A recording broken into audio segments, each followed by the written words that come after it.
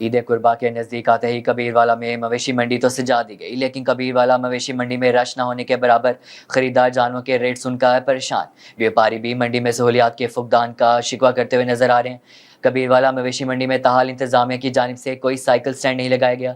मजीद इस वक्त हमारे नुमाइंदे चौधरी साबिर वहाँ पर मौजूद हैं। जी चौधरी साबिर, आगाह कीजिएगा क्या तफसीलात हैं।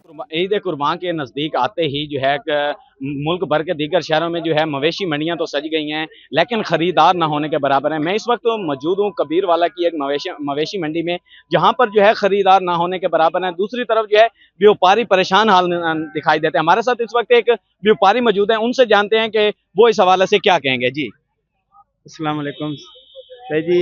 जो है ना इलाके में भी खरीद फरोख्त बहुत महंगी हो रही है।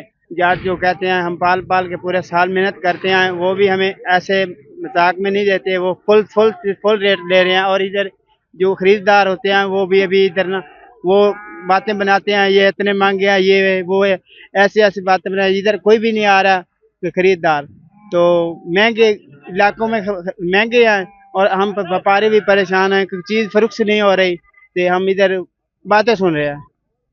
जी बिल्कुल, जिस तरह आपने व्यापारी की बात सुनी, उनका यही कहना था कि जो है खरीदार ना होने के बराबर हैं। जो है इलाके से हम महंगे दामों जानवर खरीद करके सस्ते दामों कैसे बेच सकते हैं, हम खुद परेशान हाल हैं कि हम जो जानवर हमने खरीदे हैं वो कैसे फरोख्त करेंगे।